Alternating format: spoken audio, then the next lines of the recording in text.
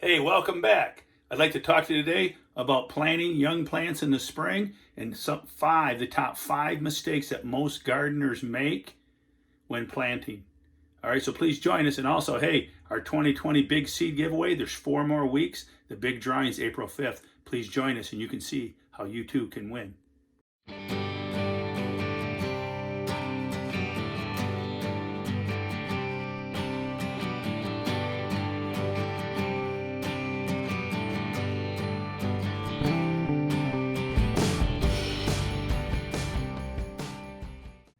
All right, man, welcome back.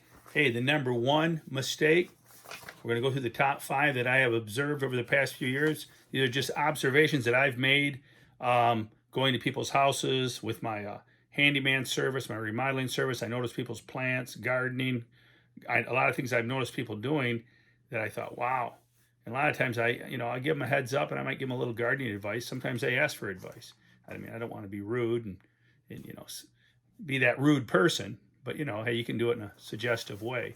But anyways, here we go. What we're gonna do here, and and by the way, there's my pair of mittens. You see those two Michigan Mitten Awards? I won those two awards. The bottom one is for my 1947 pound Michigan State record in 2014. It was the largest pumpkin grown in Michigan from a Michigan seed in 2014, winning me a mitten, the Mitten Award. And then above it, the next year, 2015, I grew the 1734 beautiful orange pumpkin and took it to Dublin, Ohio, where it won $5,000. And it also, so I have a pair of mittens. Bubba has a pair of mittens.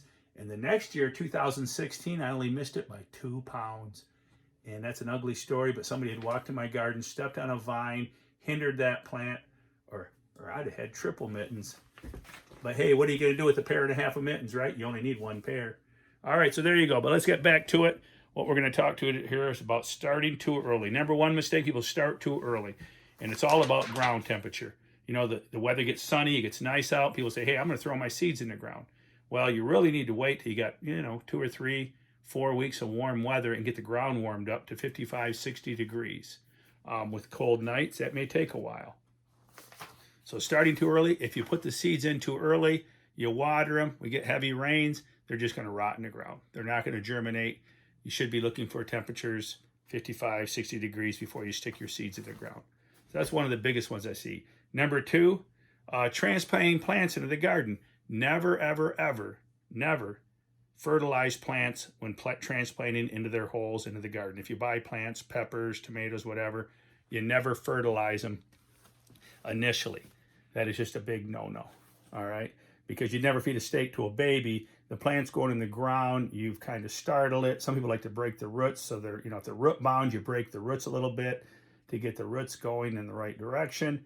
And to feed them at that time is not a good idea. You'll burn the plant. So never do that. Wait a week. Wait 1 week before you fertilize your plants after going into the ground. Okay, number three, and this is a big one I see all the time, planting plants too close together. It is not a good idea to plant your plants so close together. Spread them out. Give them more root space. I like my sunflowers. I like to have them spaced 3 feet apart. That seems like a lot. But the roots are going to grow 3 feet around. I like to have 3 feet of loose soil around my sunflowers in every direction because those roots are going to grow out and keep your rototiller away from that as the plants get bigger. All right. Number three, number three. Number four, overwatering. One of the biggest crimes is overwatering and underwatering of plants. But most plants do not like wet feet. If you water them every day, you're going to end up with a funky monkey. And do you want the funky monkey? You're going to get diseases and stuff. But then again, you also have to factor in the wind. If you get a lot of wind, it's breezy, it's hot, it's sunny, then maybe at that point in time, you would be watering every day. But let the surface dry out. And an old trick I like to do, I'll link this back to Bubba's moisture meter, is stick a container in the ground, bury a container in the ground. But check out, I'll link this to Bubba's moisture meter, and you can see how to check your soil for moisture.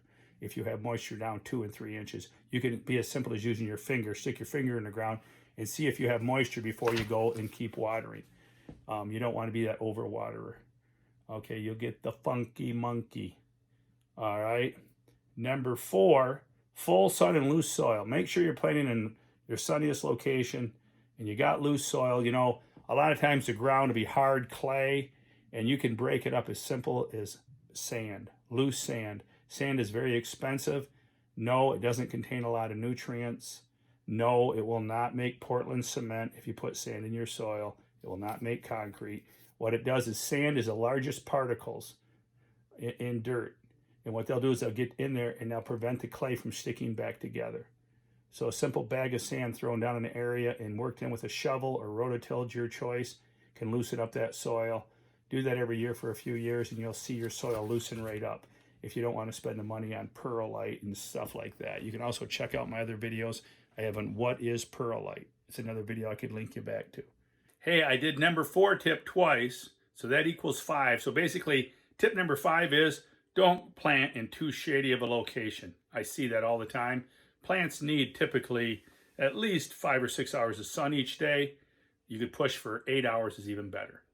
Another thing, you know, you get these young plants, whether you're planting seeds or transplanting, you know, you just got to watch it, use a little common sense.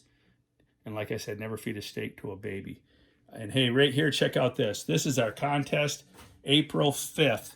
We're going to give away this 2145 McMullen seed. This is the mother of the world record pumpkin that was grown in Belgium. Matthias Willihames grew it in Belgium.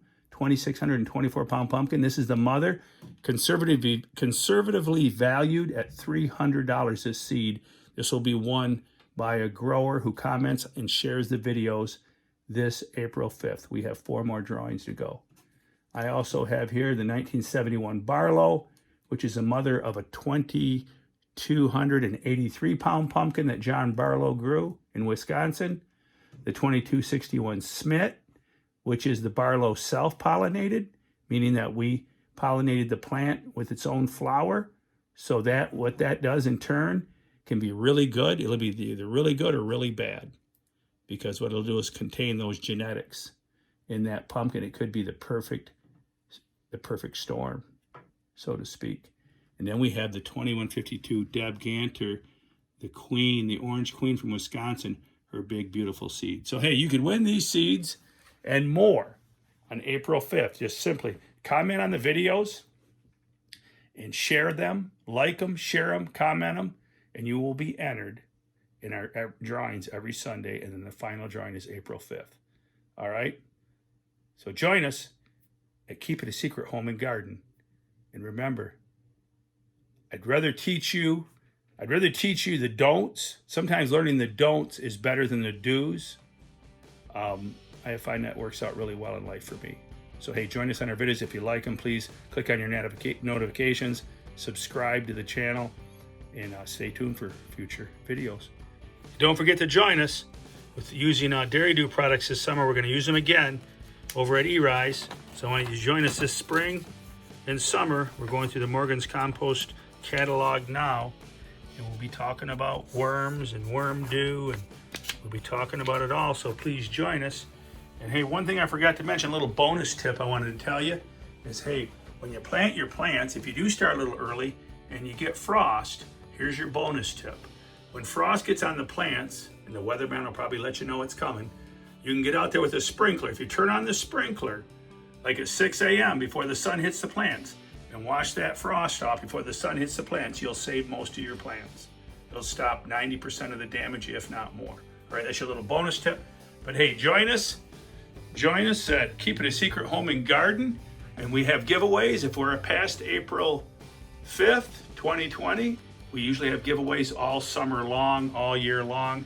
So join us, check out the videos, comment, and you may be our next winner. All right? Keep it a secret, Home and Garden. Please join us.